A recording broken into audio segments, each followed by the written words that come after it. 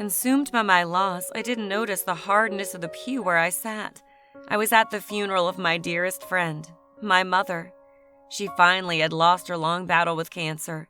The hurt was so intense, I found it hard to breathe at times.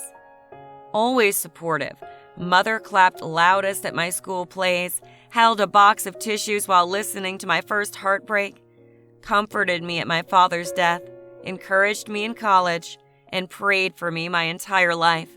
When my mother's illness was diagnosed, my sister had a new baby, and my brother had recently married his childhood sweetheart. So it fell on me, the 27-year-old middle child, without entanglements, to take care of her.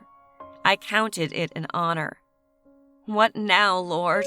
I asked, sitting in church. My life stretched out before me, an empty abyss. My brother sat stoically with his face toward the cross while clutching his wife's hand.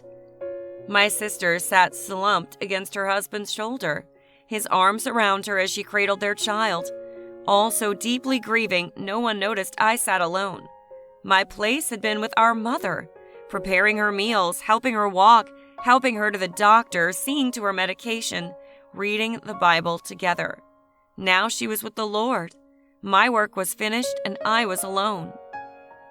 I heard a door open and slam shut at the back of the church.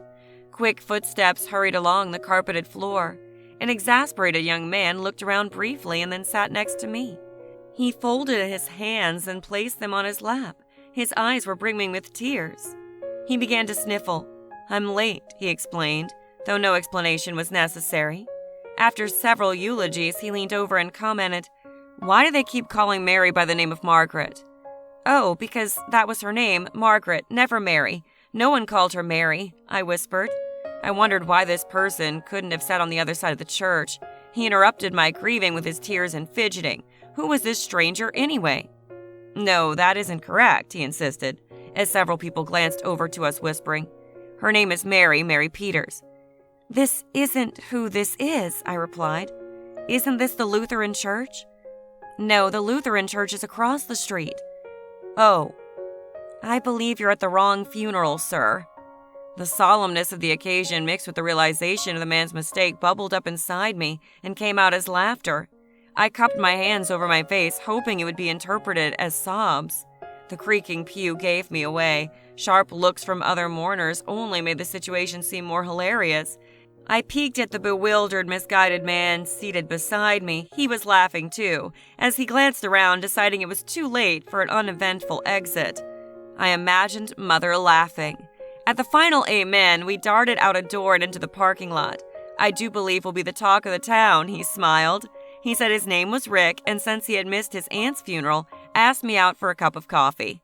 The afternoon began a lifelong journey for me with this man who attended the wrong funeral, but was in the right place.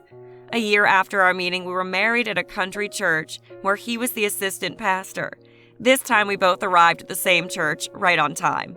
In my time of sorrow, God gave me laughter. In a place of loneliness, God gave me love. This past June, we celebrated our 22nd wedding anniversary. Whenever anyone asks how we met, Rick tells them, "Her mother and my Aunt Mary introduced us, and it's truly a match made in heaven." If you want to support me, hit that subscribe button.